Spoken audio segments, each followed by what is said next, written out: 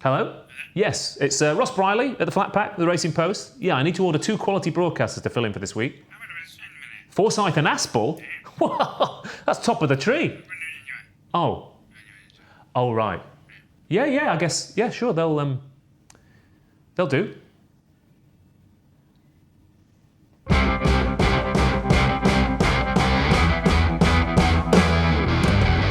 Welcome back, this is the Flat Pack, I'm Ross Brierley. This is the Boxing Leads, brought to you by the Racing Post, going through the form from the flat season with a fine-tooth comb, as you well know if you've watched this show before. If you haven't, welcome, and we'll be looking back at obviously what was quite a strange weekend with the sad news of the passing of the Queen, altering the racing schedule somewhat, meaning we had a blank Friday and Saturday and a jam-packed Sunday at Doncaster.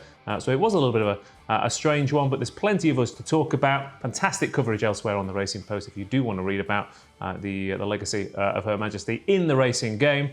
For us today, we're going to be concentrating on those form lines and those angles. If you haven't seen it before, like I said, please do like and subscribe down below. Press that little thumbs up button and kneel down to the almighty algorithm. And like I said, today we'll be talking about Doncaster, the Curragh, Leopardstown, all sorts of stuff like that. And then the unenviable task of trying to find the winner of the Ayr Gold, Silver, Bronze, Platinum, Tin and Plastic Cups, which are all coming up this week on the west coast of Scotland, of course. And also, finally, we get to answer the question of what happens if an Englishman, an Irishman and a Scotsman go into the basement of a bar in the middle of the week to preview the racing. As Keith and Matt aren't here, and I'm joined by Craig Forsyth and Paddy Aspell. Are you a Scotsman? Strictly? Unfortunately not, Ross. You're not, are you? Just a few miles south of the border. No, but it works. I just really wanted to do that intro. And the accent's almost there. Close, but no cigar. Doesn't quite work, does it? Didn't quite work. But you're here anyway. For your second stint. Thank you for having me back, Ross. Yeah. It's great to be back, and must have played my cards right the first time around. There we go. That's it. Show's over, guys. We're not topping that. High five up here for that one, Mr. Forsyth. Beautifully done. Do you want to higher or lower? Do you want to go Lower. for that? Yes, thank you. You did a great job. Great job first time around. A couple of horses went close, but the Lanark Silver Bell didn't work out as planned. And I don't think that plan worked out for anyone apart from Jim Goldie, did it? it didn't. 1-2, and 30 minutes early, had a 1-2-3, so it was a good night for Jim Goldie. And Ross Coleman went very close at Goodwood, didn't he? But not close enough, and he since ran again at Ireland at the weekend. So must do better, Ross. Must do better. That's it. But don't you make your first appearance? It's the first pancake, isn't it? First pancake out of the pan. Always flat. Absolutely. Paddy Aspell joined us in the box for the first time. How are you doing, my good man? Very good. Delighted to be here. Yeah, delighted to see your face. Obviously, for the past 2 years, most of our work together has been via Skype. Yep. I imagine in your vast palatial mansion, choosing which room to broadcast from each time. Yeah, exactly. It's nice to have to not log in to see someone's face for a change. Yeah. Fantastic, and it's the real thing. It is. And what have you been up to since in the last 2 years? Sum it up for us. Well, I've just come back from the US. I was over there for 3 months. Yeah. But prior to that, obviously I was very, very busy working with you guys and doing as much as possible, really. Bit of riding out and keeping busy. So, for me personally, the last 2 years have been a lot kinder maybe than plenty of others, So no real complaints on me, but good to be back doing the real thing properly. A lot kinder on the body as well. For sure. For you, yeah. Yeah, definitely. What were you doing over in the US? I was working on it's like a ranch stroke pre-training farm. Nice. It was very cool, really was.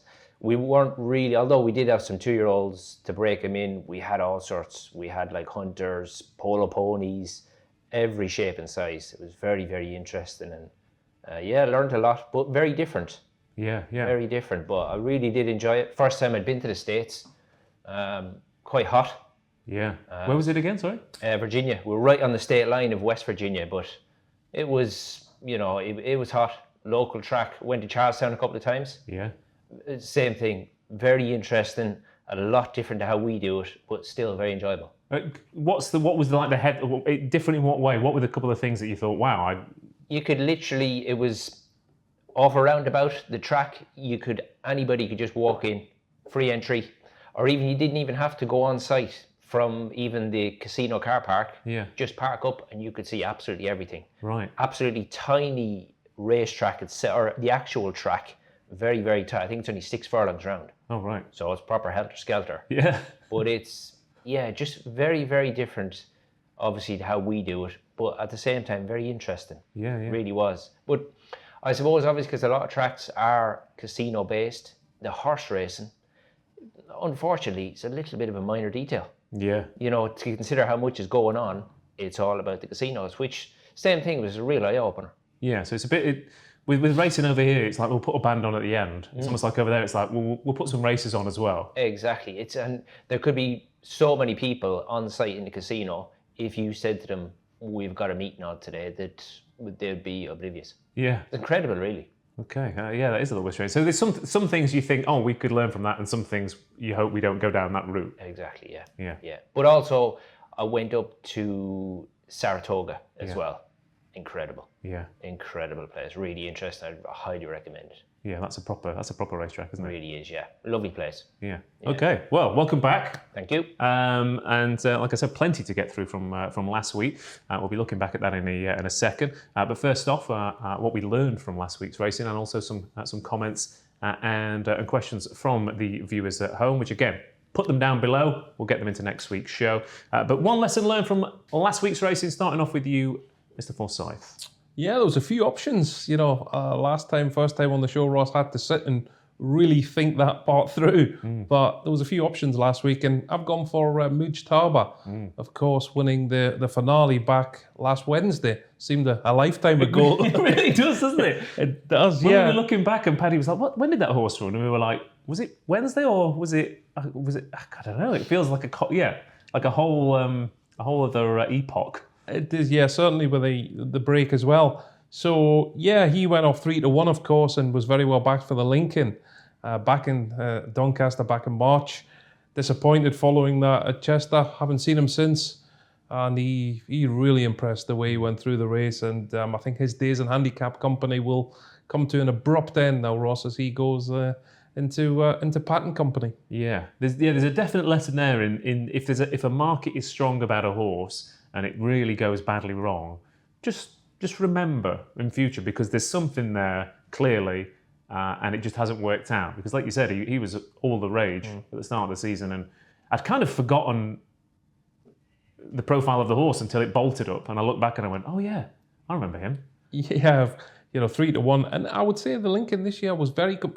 Particularly leading up to the race, your thoughts, analysing, it looked very, very competitive, and for him to go 3-1, and as you say, the way he moved through it on his return was very eye-taking. And then when they went for him and Jim Crowley asked him to go and win his race, he responded in really good fashion, and he's definitely a horse. Hopefully, can make up for some lost time. Paddy, anything from last week for you? A little bit obvious, but I've got to say Luxembourg. It's more the training performance, but the horse as an individual as well. Like, I look at certain things that I pick up on when I watch racing on the TV, and obviously we've got to try and exhume a lot of information from Ryan Moore, but I thought the way he spoke about this horse, and I've never seen Ryan Moore parade a horse down in front of the stands before, and he did that with this horse. Yeah. And like, the horse stood like he'd had 100 runs. Just very, he's just a proper athlete and great mental attitude as well. But it was even afterwards, it was the way his demeanour with the horse when he got down off him, and after he'd taken all the pictures, he just went and patted the horse on the head. Like, you can think of the amount of good horses that he rides. He was just savouring the moment, thinking, this is an incredible horse. So it's almost a bit like it's Ryan Moore gives you very little, but when he gives you something like that, sit up and take notice. But when he does things like that, I think you've really got to take it on board that he really has a very high opinion of this horse. Yeah. And the quality that he sits on every day from Ballydoyle, this horse really has left its mark on Ryan Moore, So, yeah, a little bit of an obvious one, but fantastic training performance, but the performance by the horse on the day as well, and then even sort of the talk afterwards, I think he's very good. Yeah. And it's taken him a while to get there because, I mean, at Doncaster this time last year, well, not necessarily this time, but kind of thought, oh, okay.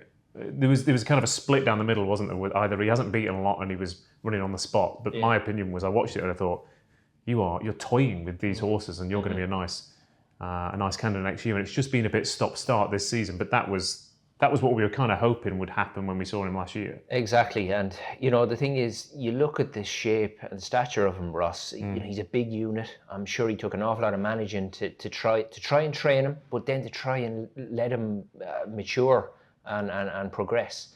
And obviously, he got beaten the Guineas, but there was plenty went wrong that day. Yeah. And then Aidan always emphasised that this horse would improve off the comeback run. And he was absolutely bang on. He actually was implying that still had a good bit up their sleeve to find with this horse. Yeah. And I think he was proved right, absolute genius. Yeah.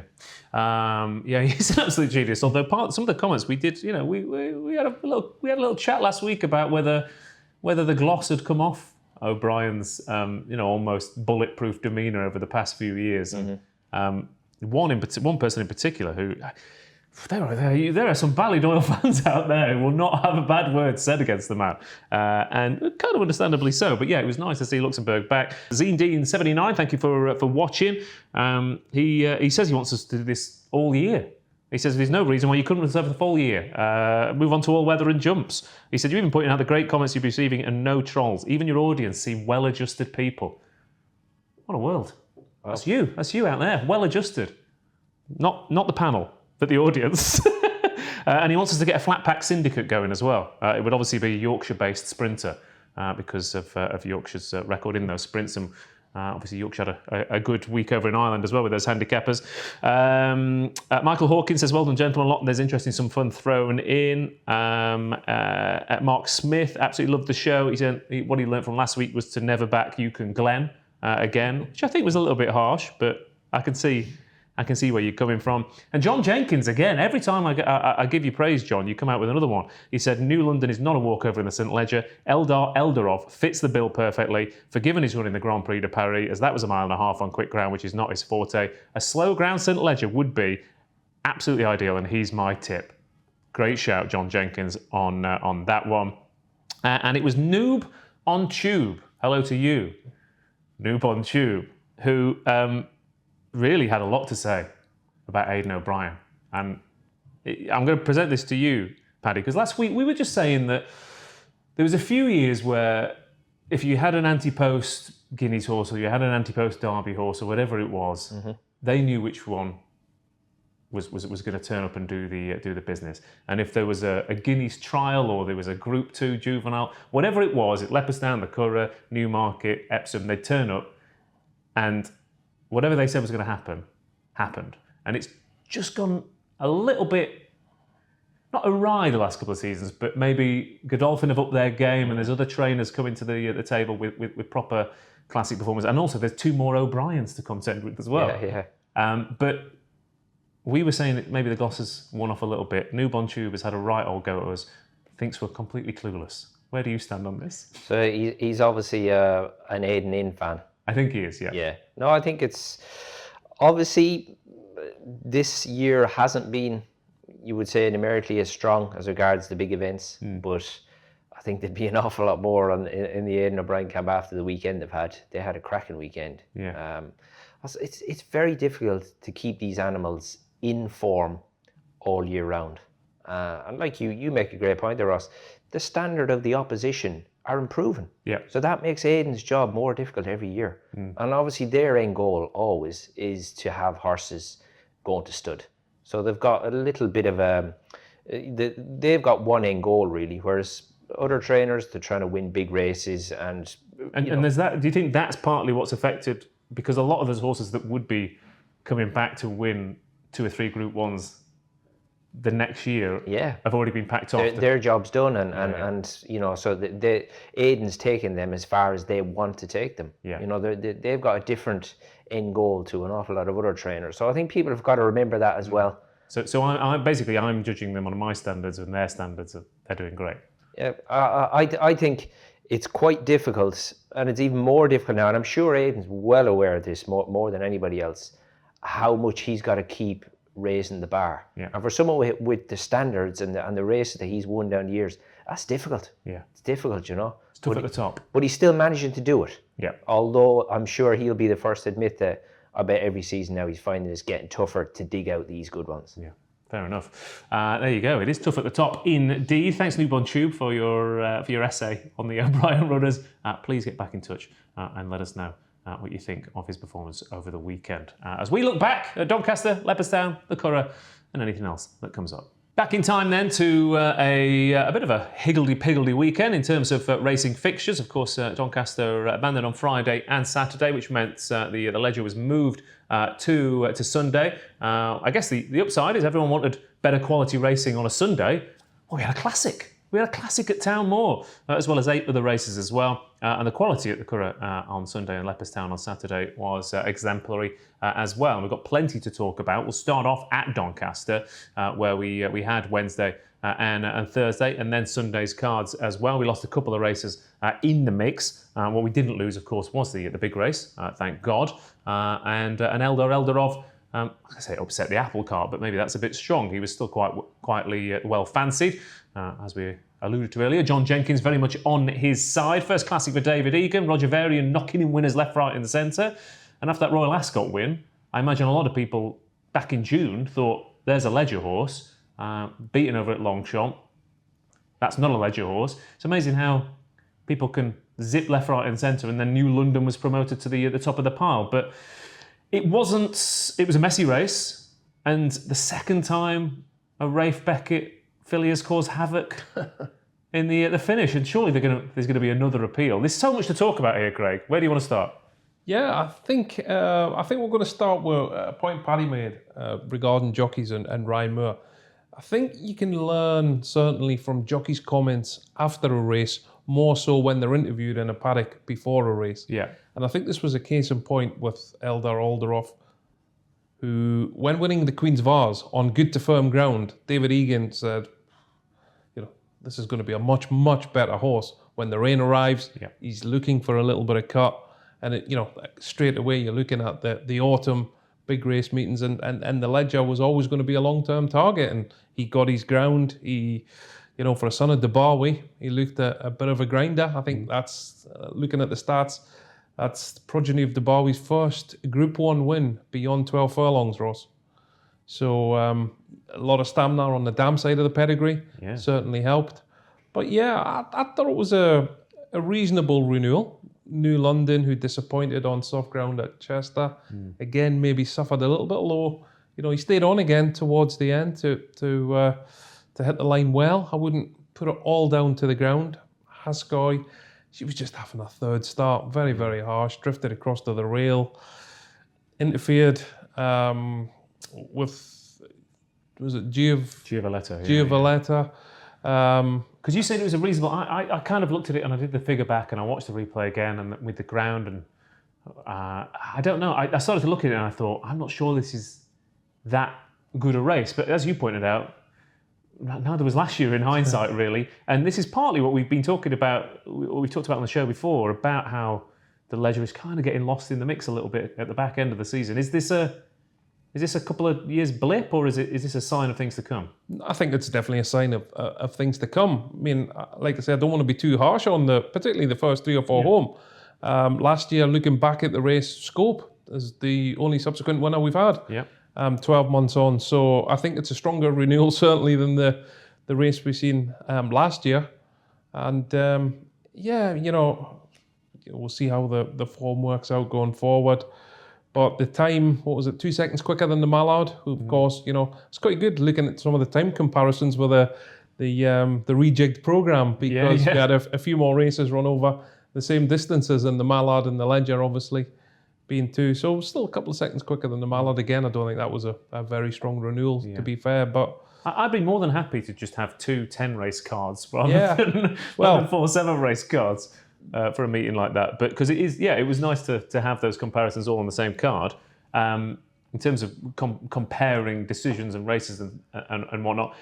Because I didn't watch the race live, and then I looked at the result on my phone, then went back later and thought, I'm sure that wasn't the result that I saw earlier. Then watched the replay, and it was I'm still a bit baffled by what the rules are, how they're interpreted, and I mean, I think it was in a way the correct decision because it was almost a severe hampering twice. But I didn't know. I certainly wasn't expecting it to happen, Paddy. Yeah, no, it was surprising because when I watched them go past the line, I thought, Neil Callan, he'll be gutted with his finishing position. And because of where he finished, I thought, well, the stewards aren't going to be able to give him any help here as regards positioning. So yeah, when I seen the outcome, I was quite surprised. But I actually... What are the rules, Paddy? Well, honestly, I've listened to a few podcasts even since, and I've still not got a definitive answer. Yeah. But I thought it was good initiative because I think they were right on the day. Yeah. It was a strange bit of riding by Frankie, I thought, because although the last 2 strides when he's caused the real first bit of damage, his mare did go left, like pretty sharpish, but even watching the race, you could tell that's the direction she was going. Stick was in the right hand. She was slowly heading, down towards her left. And I'm sure that Neil Callan was making Frankie aware that he had his route set and he needed some room. He'd have known he was there, and then to come back over again. And Callan's horse, he's a big unit. You could tell by his action. He takes a bit of organising. Nothing happens very quickly with him. So he was definitely unlucky. And he's not emptied out and he's not hit the line. He's hit the line quite nicely. Yeah. I think the body horse is quite nice. So that was unsatisfactory. But, I mean, I think we should keep talking about the winner more so than what happened in behind. Because... not that the winner went under the radar so much, but I think when these variant horses are well backed on the day, I really do sort of believe that they very rarely go astray.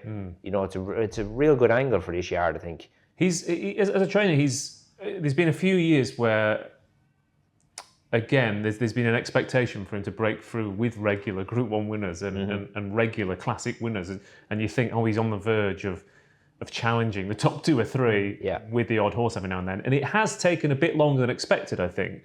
It almost feels like an Eldor. It's like, finally. Almost. Sure, yeah. And again, is this a sign of things to come positively for Variant? Is it all coming together at the top level? Well, I mean, he's a very, very relaxed and he's a very easy guy on the ear to listen to. Yeah. And I mean, I had a spell there myself when I was in Newmarket, but when he trained in Michael Jarvis's old yard, it wasn't long after that he moved up to where he is now in Clyde Britton's. Yeah. So when he went up there, bigger facilities, you would say better facilities. Yeah. I really thought, God, like this guy, the sky's the limit for Roger now. And I'd agree, Ross has been a little bit of a slow burner. Or like we spoke about the Ballydoyle factor, he's maybe just struggled to find a real good one. Yeah. Obviously, Kingston Hill was a winner of this race previously for him, but yeah, I think he's just, because the competition around him is on the rise all the time, it's made his job a little bit harder.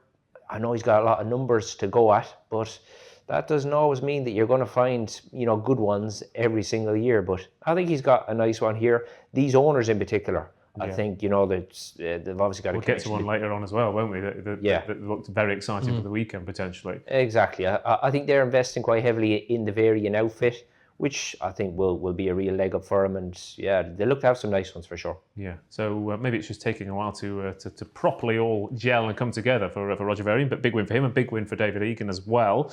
In terms of the rest of the Doncaster card, obviously we've got the ground conditions. It was kind of the first autumn festival properly with the soft ground prevalence throughout, and obviously that makes the juvenile form a little bit interesting as well, because constantly from spring all the way through to late summer we've had fast ground juvenile form, and we were expecting it to start to change.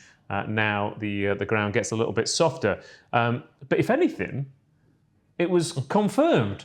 If I'd said to you, to be fair, if I'd said to you Trillium was winning on fast ground over 5 furlongs at Glorious Goodwood, given her pedigree, you'd be surprised. But to then do that and then follow up at Doncaster, obviously Chaldine confirmed that form as well. Cole, the sales race, it was form horses, it was group class form to the fore as well. I was almost expecting a little change into the guard, but it didn't work out. No, it didn't, Ross. What is the saying that good horses go on in any ground? Yeah, fair. In terms of the actual ground and looking at the times, even on the Saturday when it was at its slowest, the times were still suggesting it was more good to soft than actually soft.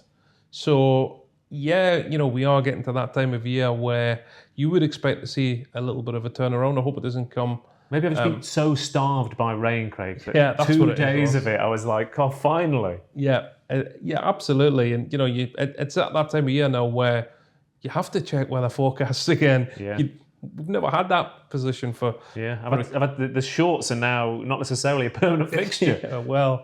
Absolutely. The wardrobe is changing as well as the ground, Ross. So, but no, if only we had a 2-year-old handicapper here, we could maybe go into a little bit more detail.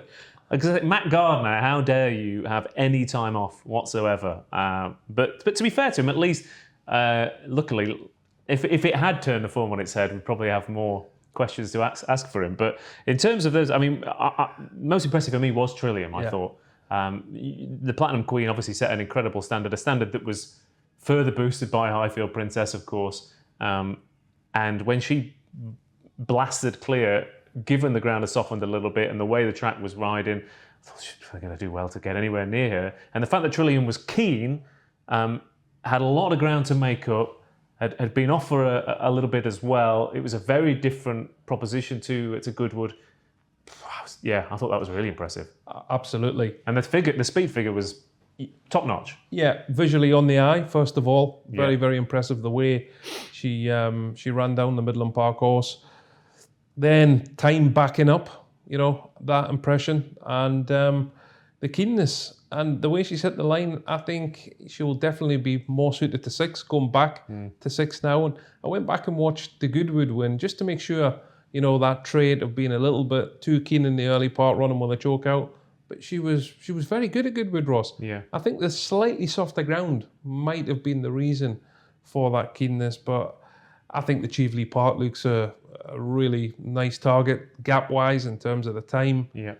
Everything fits perfectly. You look at the race. I think Meditate's the favourite at this stage. I wouldn't say disappointing at the weekend, but beaten by a better horse. Yeah. It's up for grabs, put it that way. Absolutely, and I think the 7-2 available for Trillium for the Jubilee Park at this moment in time, a week on Saturday.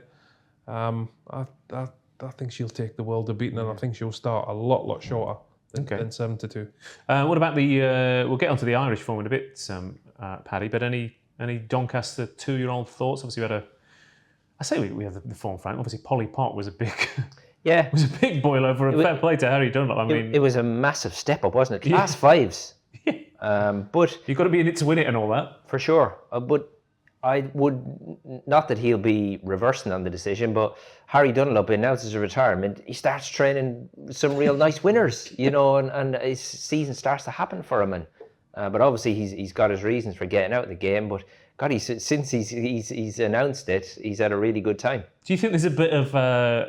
we don't have anything to lose anymore, so sod it, why not? We think she might be a group horse. Run her in the race, go for it. Why not? It's incredible. It was a great shout. And, even to see him afterwards, you got a great kick out of it. Yeah. But obviously they knew that they had a bit of improvement, but had to found massive improvement and obviously popped up at a big price, and deservedly so on the day. Yeah. But I think the Harry Dunlop horses, they do go under the radar ever so slightly because we just don't see enough of them. Yeah. But these are generally quite nicely bred horses. They wouldn't have a hard time. They're probably not hard trained horses simply because he doesn't run them that often. Yeah. They can be open to that bit of improvement, but to go to that standard out of Class 5s. That's a good point, isn't it? It's almost sometimes you do at the end of a project, as it were, you do realise where you've been going wrong. But you're a day in Asia and you're Polly Pot. Yeah. You've got these fillies who are racing every 1 or 2 weeks, coming back to the track repeatedly, keeping that form going, and they've been flying the flag for the yard. But you're right, a lot of the times they'd be much more tenderly handled. That they're not. Maybe you should have been taking a leaf out of an Easterby book or a Shannon book and just running them in the track every week. Keep them busy, and on the horse box every 4 days. But look, like I said earlier, he's got his reasons for doing it. But the people who are going to inherit these horses, they're going to have some nice. A day in Asia has been a real flag bearer for the yard. Yeah. And obviously it got beat the other day, but it's been a busy horse as well of late. But still didn't run too bad. But yeah, I don't think there was much fluke about it, despite the 40-1 odds. Yeah, I think the man in the saddle had something to say about it as well. I know he's good, Tudor, but at the moment, every decision he makes seems to be bang on. We'll move over to Ireland now to have a look at a few from there. We've got Irish Champions Weekend, of course, to go through group races left, right, and centre from Leopardstown and the Curragh. And there were some winners and losers. There were some people who it was quite fairly spread, the plaudits and the credit throughout the 2 days. And again, building on what we were saying about maybe it's a bit tougher for Aidan O'Brien these days because everyone else has absolutely raised their game to try and get to his level.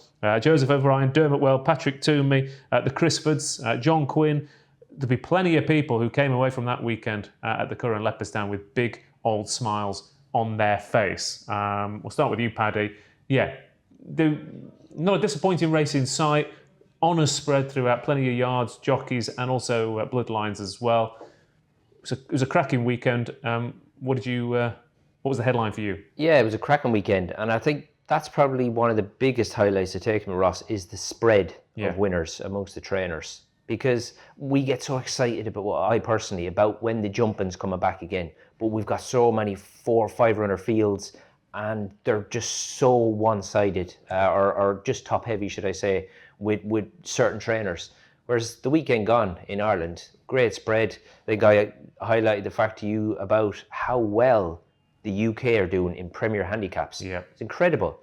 I do think that they lack maybe some battle-hardened 5 furlong proper sprinters in Ireland compared to the standard we have. I mean, there's just not enough opportunities, is there? You can't get battle-hardened because you've only got, you're waiting, you go to Naas maybe, there's one at the Curragh a month later, and then you're turning up against, like you said, your Mr. Wagyus of this world and your I'm a Gamblers and these kind of horses who've been running in Premier handicaps week after week after week. Yeah, exactly. And the UK representative have brought home plenty of money because they're great pots, and but we always think in Ireland now Premier handicap Aidan McGuinness.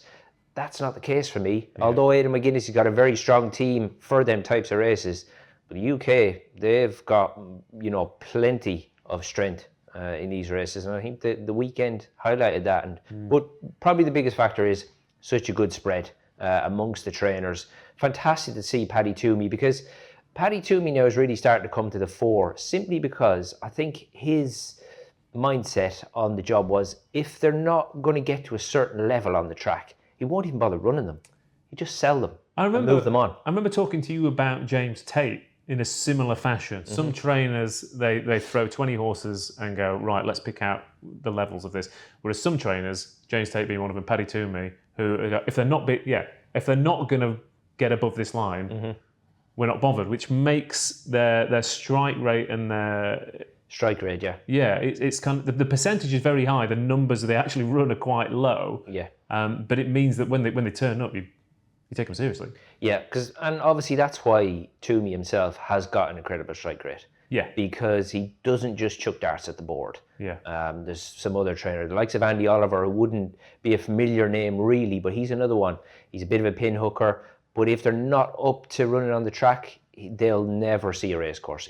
He'll move them on, just run the better ones. But Paddy Toomey, fair play, his stock is obviously rising as well, and he's got a great ally in Billy Lee, and it could really see him over the line in a jockey championship. Yeah, and that must breed a bit of confidence as well if you know you're getting on a good one.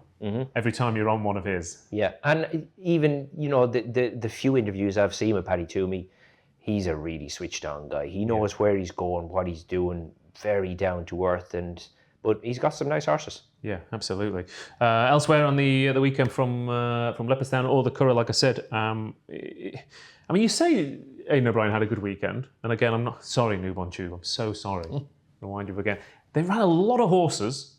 They did come away with a bit of glory, but at Longchamp as well, there's the direct opposite of the Toomey approach almost. It was throw a lot of darts and hope we come away with some group wins, which it did pay off. And I thought Augusta Rodin in particular looks a really nice type. The figure for that, I don't know who's done it in Matt Gardner's absence, but the RPR for that was a little bit lower than I was expecting, because I thought that was good. Yeah, very much so. I think the back end race at Doncaster as well Yeah. will be absolutely ideal. The way that He's long, Luxembourg again, isn't he? Yeah, absolutely. That long stride and the way he finished off Ross, he was very, very impressive.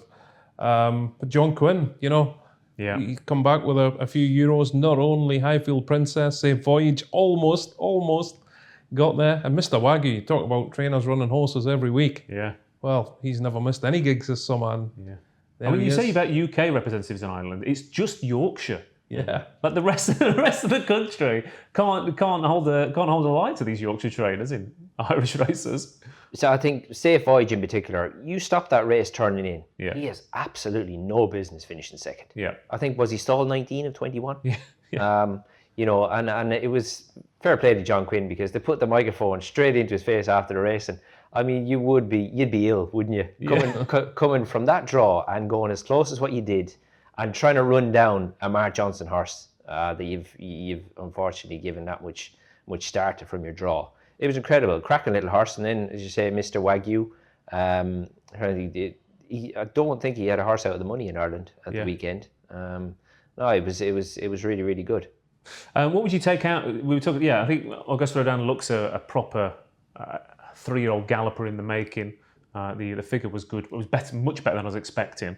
Was there anything else that you'd be following? Tahira, surely the filly, very, very impressive.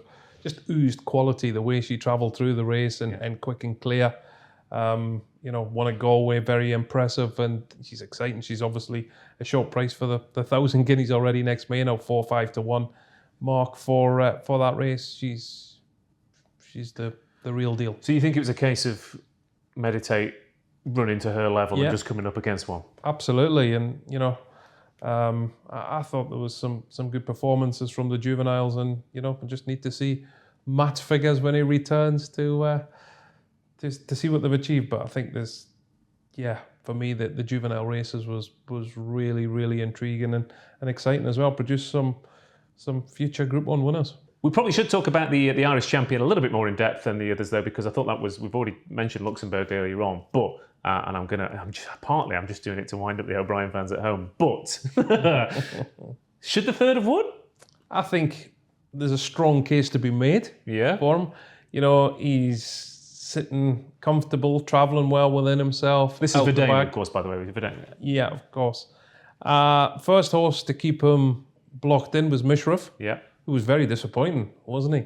But you've got to question the track, given his running style, even though he's not been slowly away in his last 2 starts, he's still found himself further back than ideal on a track like Leopardstown. So he was the first to keep Verdini in. And then Luxembourg was the second. And Luxembourg gets a clear run, skips clear. You're trying to analyse how much ground he's actually lost compared to the distance he was beaten at the end. And I think there's a strong argument to be made that with a clear run, he would have won. Yeah. It reminded me a bit a couple of years ago of Sotsas, who had a bit of a nightmare run through, then went to Longchamp and won the Arc. And I mean, I hope if Luxembourg, Verdane, I mean, obviously Bayud is in a world of his own. We were worried about, this might be a bit of a poor Arc. But suddenly, because Verdane said we'll go to the Irish champion and then we'll see. They've got to have it in the back of their minds now. That wasn't. We've got to try and turn the tables around, and hopefully Luxembourg might turn up as well. Suddenly, it's becoming a much more interesting race if they all go back. And the second, Ernesto surely will have a crack as well. Are we going to suddenly see a good, very good Arc? Just let's hope the weather stays kind to us, so Bayud turns up, because I think he's the one horse that would maybe run away from real soft. Yeah. Winter ground. Yeah. But there's a potential, the way it's worked out, and we also, obviously, is there an Adiyar possibility? Could we have Bayud, Adiyar, Torquay Tasso, the 3 from the Irish champion, and suddenly what looked on paper a bit of a poor renewal? So Alpinista was going to be the feature. She might end up going off 7th, 8th in the betting at this rate. Yeah, and Craig's bang on. I'd say they're all looking towards Newmarket to see what William Haggis is going to do. Yeah. But, the murmurings over the last few weeks is we might get it, Yeah. It was looking a long shot there at one point, wasn't it? Yeah. But it's slowly now starting to shape up like a very, very good arc. This week's hot list has a juvenile 2-year-old feel to it then. 3 races that have been throwing up winners over the past week or so. And starting off with Should Have Been a Ring, who won that big race at York in pretty impressive fashion. The sales race has led to subsequent victories for the winner over at Ripon in a good figure as well. And Secret Angel and Nibras Rainbow franked that form last week, admittedly at a slightly lower grade. But with plenty placing and hitting the frame as well, in and amongst those winners, it's certainly worth taking a note out of anything that runs from that York race. And the winner goes to the Mill Reef, as you will hear from Paddy Aspell a little bit later on the show. Remarkable Force and Secret Angel go to Air potentially, and Meta Horse and Havana by the Sea, who ran a big race for Craig Lidster, are also entered at other meetings this week.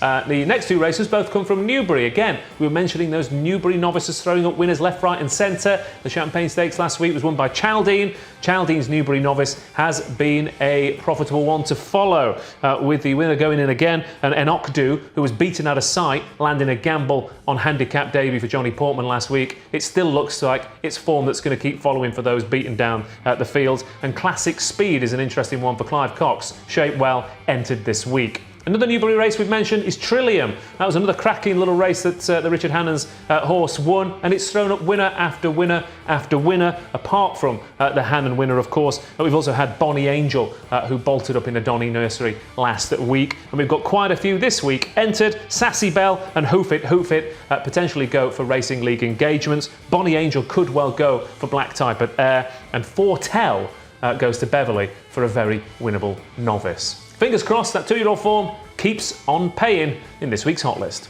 We've looked back, now let's look forward to the Ayr Gold Cup meeting. 3 days on the west coast of Scotland, sprinters left, right and centre to be going through, although historically you probably want to be left or right, not centre.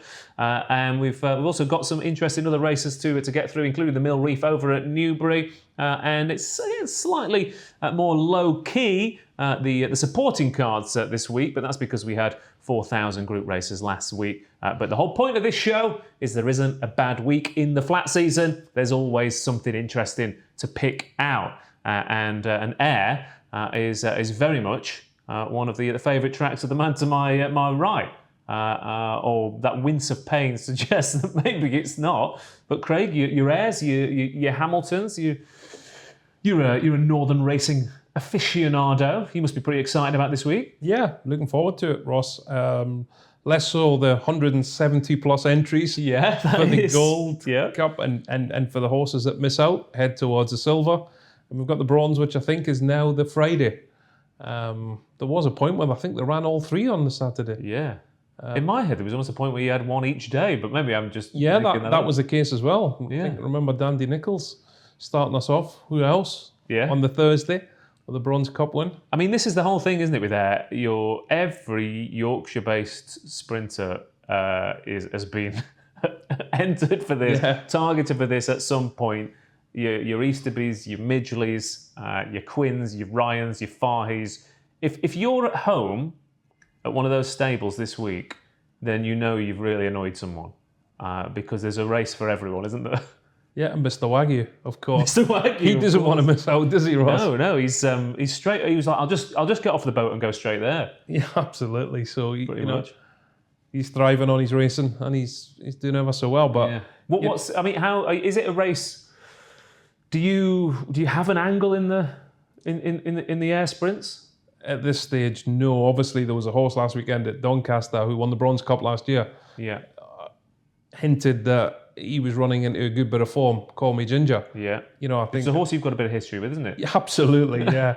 I think he gone up to 89, 90. Yeah. Somewhere around about that. I think he's going to be borderline for where he ends up at the weekend. But it's a case of wait and see for those type of races. I think the juvenile events is going to be more friendly towards punters. Yeah. For finding winners. The Lowther form, of course. Matilda Picot, quite interested to see if she turns up in the... I would prefer the Rosebery on Friday over 5 because she showed a lot of speed, did best of the front runners at York. Yeah. And of course, Queen Me, who ran on from a long way back on the Knavesmire, could stay at 6 for the Group 3, I think it is the Firth of Clyde. Yeah. On the Saturday. Because that's the thing, they've even got... Well, I mean, what you have to remember, though, is that... Was it last year that Canonised, I think, ran in both? We're looking at the entries thinking, which race are you going to go for? There's no guarantee they're not just going to go for both of them. Absolutely, yeah. Well, Matilda Picot has entered them both, so if you win and successful on the Friday, everything okay, why not go for a little bit more prize money on the Saturday? So, in terms of general approaches to Ayr, not just this week, but as a track, I mean, I kind of dug quite deeply into this meeting last year after it, and Ayr's been one of those tracks that I've had to work hard to crack. I think there's some tracks that come to you naturally, a Pontefract, for example. And there are some tracks like a York or an Ayr for me where I got it wrong for so many years. I thought I'm going to have to really work out what the hell I'm doing here because I can't get it right. And for some reason in my head, I got it the wrong way around. And for some reason I thought Ayr was a bit of a track where it's a long straight and I thought maybe they go a bit too soon and I was expecting horses to close. But then I really stood at the races last year and again, for example, on the round track, turning into the straight, there was, I think, 2 races that were won by horses who weren't in the first 3 as they turned in. And we're talking some 12, 14 runner contests. What is it about Ayr that means that when they turn into the home straight, they don't really come back? I think it's more so these 3 days at Ayr compared to the rest of the season as well. I don't know if the realignment and fresh ground is one of the reasons, but yeah, prominent runners on their own track is a huge advantage. And looking at the work you've gone to, Ross, for these figures was very, very good. But a lot of replays. Yeah, but I like the way you went into the results of the novice event and how that worked out. And then looking back at last year's and seeing all 3 horses that finished in the first 3 didn't have an entry. Didn't have an entry, yeah. I was really excited about that. I was quite amused at that. I thought that was very good, Ross. I was so excited because last year, the 2020 novice event, the first 3 home all came out and won a handicap next year, and I thought, oh, maybe this is a thing that happens at Ayr. They think we'll go for the novice, and then you've got a ready-made race next year to go for.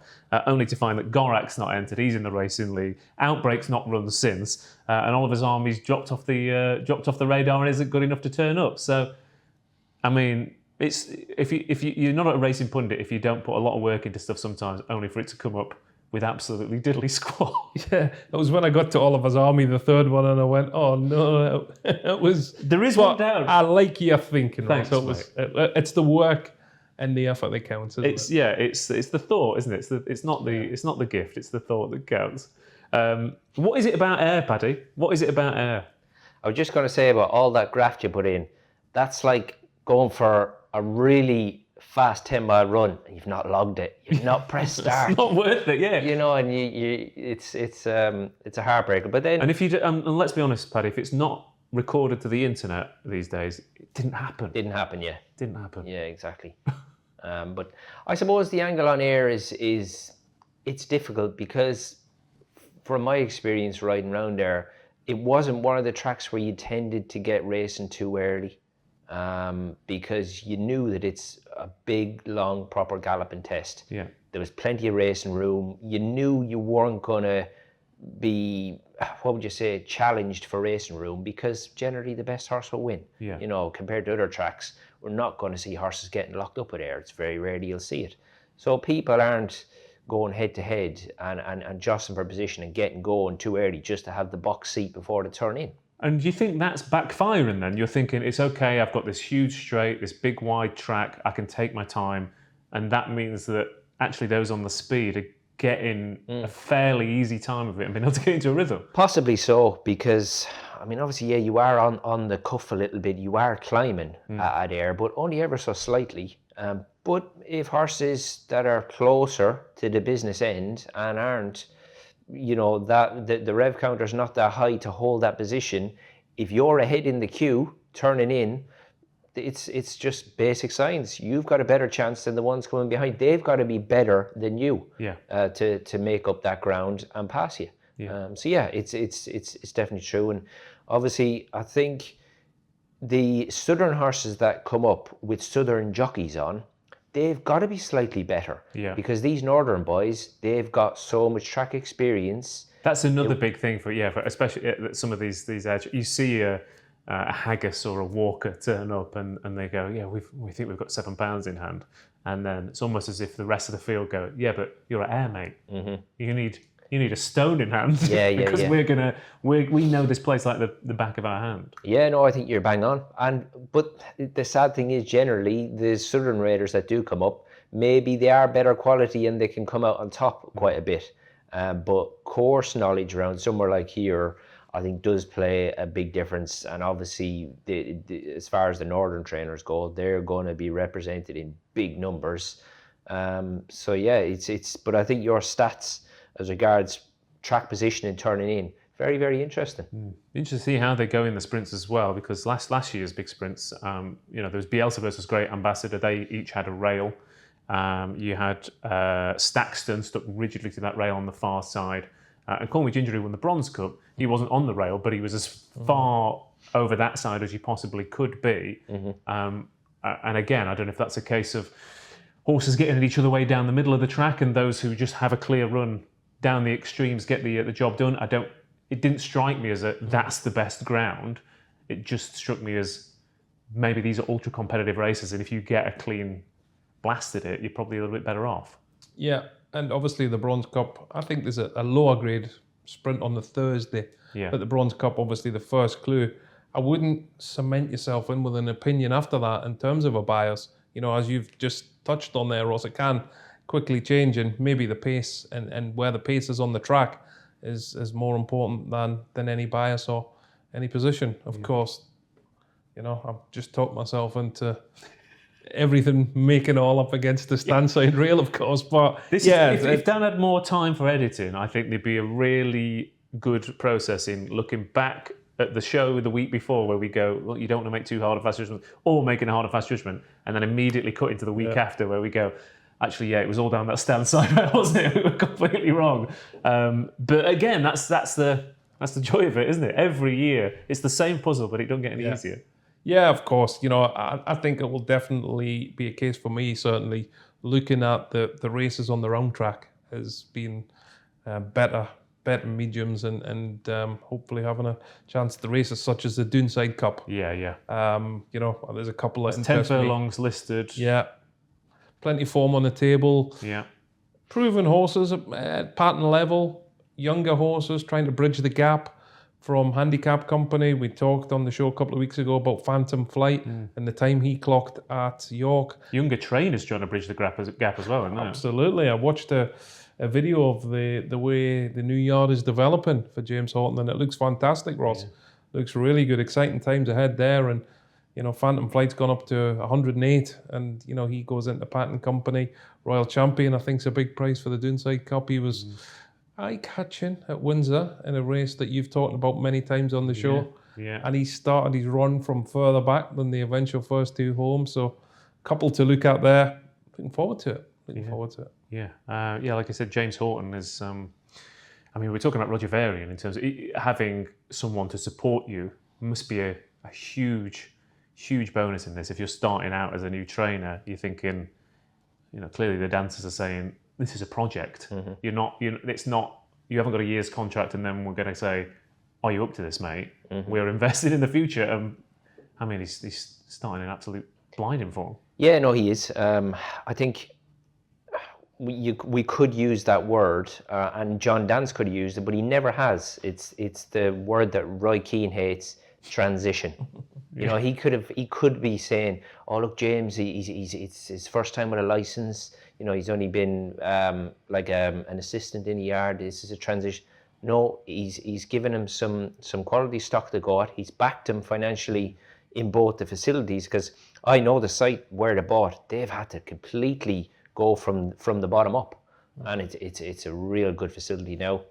He has got the ammunition there, but he's placing them right. Yeah. He doesn't run them very often. They don't the waste... Toomey and Tate approach. Yeah, they don't waste any bullets here. But great shout by John Dance, because when I read it, first of all, and I see that name, I thought, first, same as everybody else. It was, who? Yes. You know, he's he's been an To be fair, I assistant. think James Hall probably read it and was like, me? It's incredible though, isn't it? Yeah. Imagine in football, if you had someone who just was plucked from a playing role and you thought, right, here's a top job, and he's producing the results. Well, I mean, he's a bit Graham Potter-esque, isn't he? It's that kind of, it's like, who's this? Oh, the Swedish 4th Division? Sorry, what, Swansea? And then, obviously, you learn the game behind the scenes, as it were, when the pressure's off, and you go, here's your chance, and it's like, great, I've been waiting for this for years. Yeah, I think it's a very, very similar comparison, Ross, because James Horton and you make the example of Graham Potter,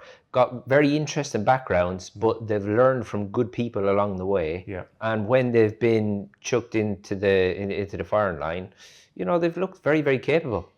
So it could be a really interesting yard going forward. Who's the Stephen Gerrard of racing trainers?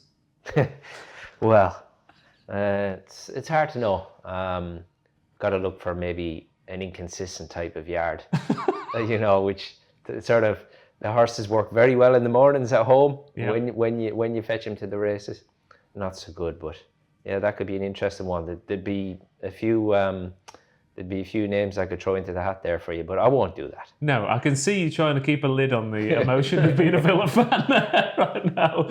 That was much more diplomatic than I was expecting there, Paddy. Beautifully done. Elsewhere, we're over to a Newbury and Newmarket as well on the weekend. And we've got the Mill Reef at Newbury, which is a Group 2 juvenile contest, which you look back in terms of top winners, you have to go back a little bit. Harry Angel and Ribchester 5 or 6 years ago. Pretty classy individuals. But since then, you win the Mill Reef, you kind of disappear off the radar pretty much. But currently, you've got Persian Force for the Hannon team, who in my head, I was like, oh, Hannon, Mill Reef, Newbury. Then you actually look in the stats. Junior's not won it with 5 runners. Senior didn't have a great record in it either.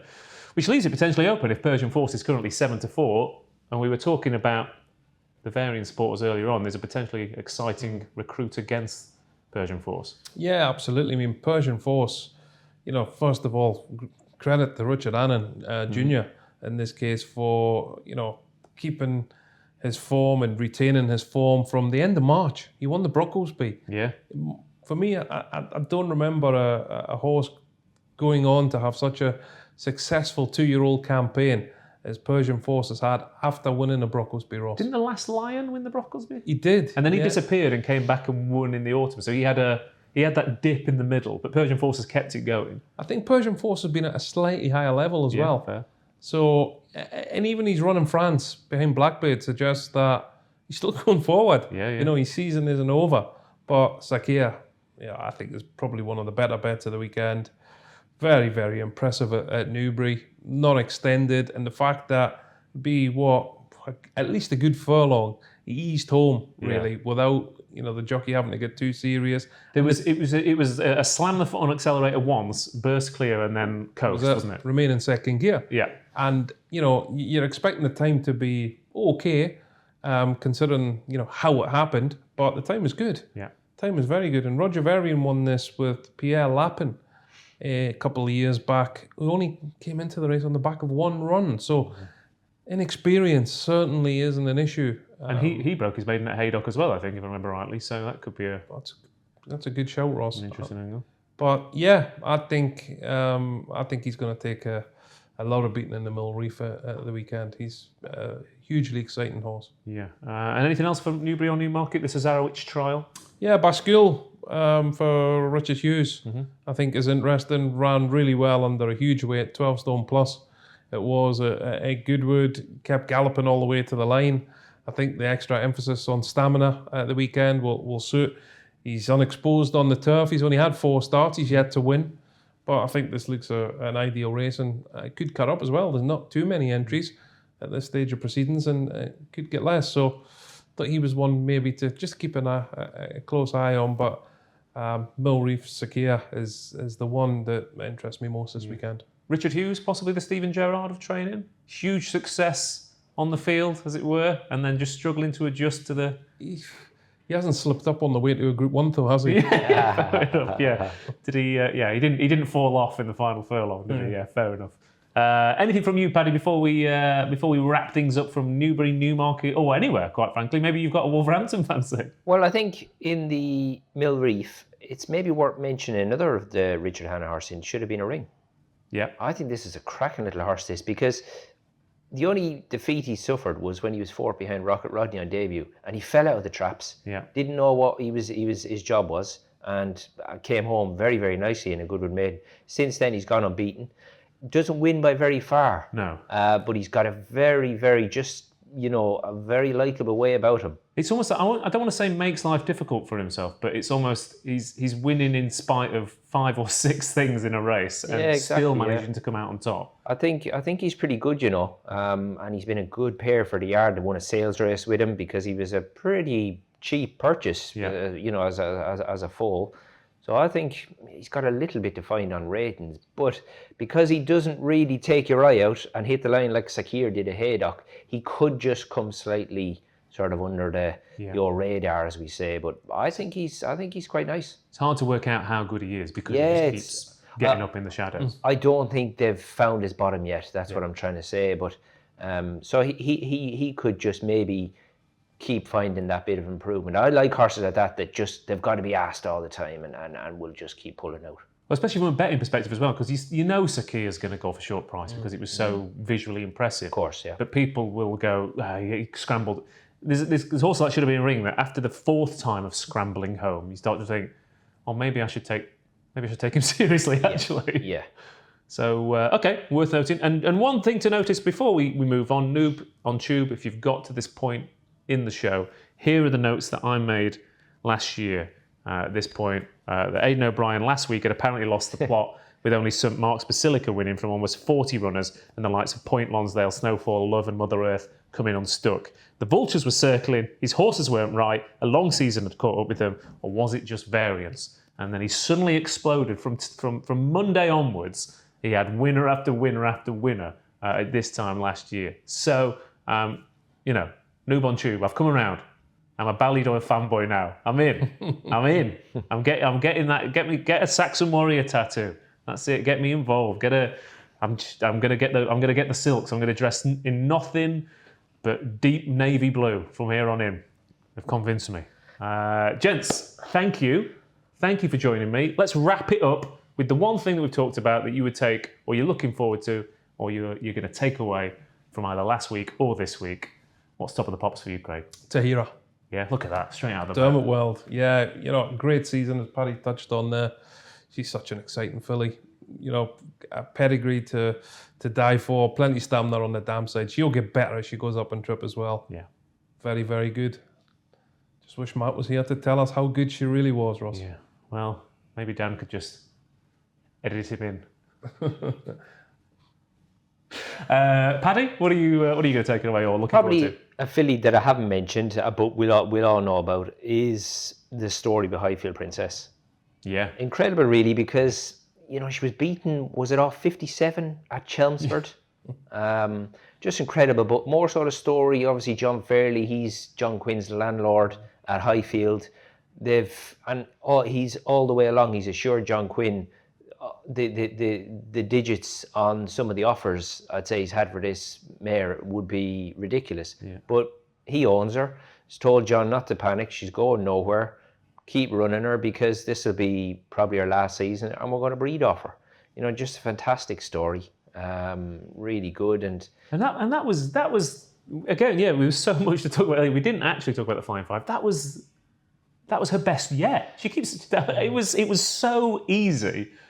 She'd won it from the word go, practically. Unreal. And the biggest worry, I think, for Jason the other day was when you watched his body language was, please just don't pull too hard early because, I don't want to get to the front too soon. Yeah. It's almost don't showboat. We know you're better than these. Let's still go through the motions. But like Ross, she was getting turned over at Wolverhampton back in March. Yeah. Obviously, look... You've got to question, whoever, I don't know, you've got to go back and go, what were you doing, guys? What? But the thing for me now here is when she goes to the States, she's going to have to come around a bend. Yeah. And if she does that, because obviously she's been to France, Group 1, obviously had the Group 1 here, and And I mean, like, obviously the French forms had a boost, the English forms had a boost, and then to win a race like that the other day so convincingly, you know, to put whatever it was, 2 lengths back to the rivals in a field like that, that's awesome. You know? Do you think it's just harder to keep a lid on that kind of exuberance rattling around a bend? Well, it's just a different skill set. Yeah,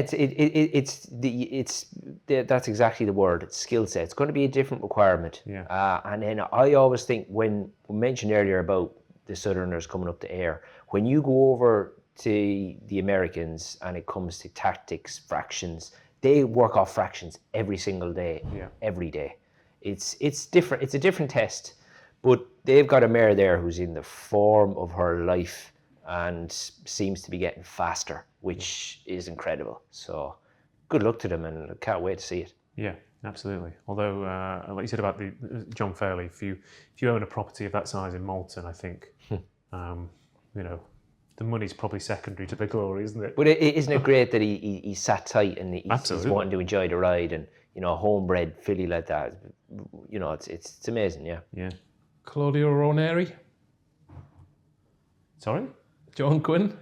Claudio Ranieri. Claudio Ranieri. The Tinkerman. Yeah. All right, okay. I quite like this as a future feature. Pete's all around for all the staff. Yes. Job done. Future feature of managers to trainers. What is the football horse racing crossover of managers? But thank you to you for watching at home. Thank you to Paddy and Craig for joining us. And I think Keith and Matt will be back. Well, actually, maybe not both of them. I think Matt's still away next week, so maybe you two can fight. Maybe we'll get all 3 of you in. If you want to come on the show next week, comment below. You're in. Let's see how many people we can fit in here. That's not a valid invitation. That's not a real invitation. But thanks for watching. This has been The Flat Pack. If you haven't already, like, subscribe, comment, send us an email, send us a carrier pigeon, send us a birthday card, whatever it is. It's been a pleasure. See you next week.